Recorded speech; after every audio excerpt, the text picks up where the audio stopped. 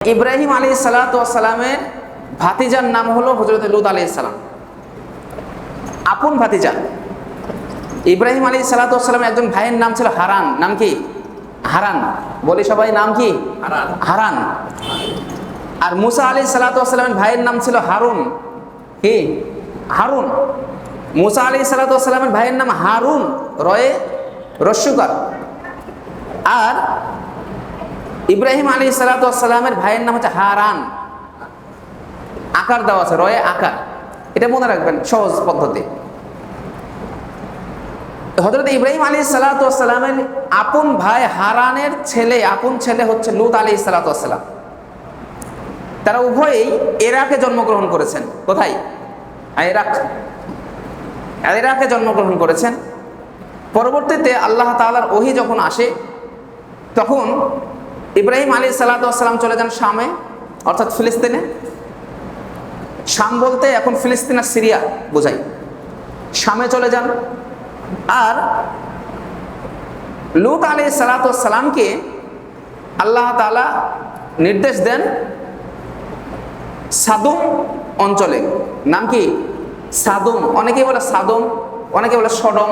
হ্যাঁ, বিভিন্নভাবে নামের ভাষার পরিপ্রেক্ষিতে এইসব নামগুলো উচ্চারণ হয়ে থাকে। ইংলিশে যারা বলে তারা বলে সডম, আর যারা বাংলায় আমরা উচ্চারণ করি সাদম বলি। আর কোরআনের ভাষায় বলা হয় আল মুক্তাফিকা। কি বলা হয়? আল মুক্তাফিকা। এই স্থানটা হচ্ছে, তাহলে আমরা কি বুঝলাম? হযরত ইব্রাহিম ভৌগোলিক অবস্থান আগে জানবেন, তাহলে বুঝতে সুবিধা হবে আলোচনাগুলো। ইব্রাহিম আলাইহিসসালাম এবং লূত আলাইহিসসালাম জন্মগ্রহণ করেছেন কোন দেশে? বর্তমানে ইরাক। নাম কি? ইরাকে। তারপর আল্লাহ তাআলার নির্দেশে হযরত ইব্রাহিম আলাইহিসসালাম সফর করেছেন, দাওয়াতি কাজ নিয়ে গেছেন কোন দেশে? শামে, ফিলিস্তিন। হযরত লূত আলাইহিসসালামকে আল্লাহ তাআলা নির্দেশ দিয়েছেন সাদুম অঞ্চলে। তখন ওই শহরটা ছিল কেন্দ্রীয় শহর। আশেপাশে টামুরা যেগুলো ছিল স্থানের নাম, সব স্থানের কেন্দ্র ছিল সাদুম।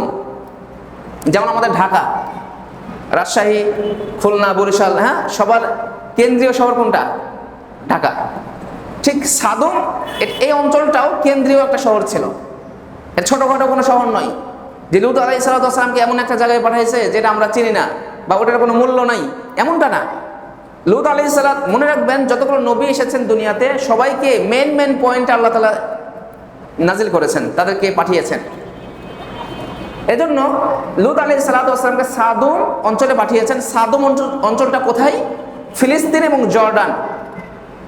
কি বললাম? ফিলিস্তিন। বর্তমানে ফিলিস্তিন এবং জর্ডানের মাঝখানে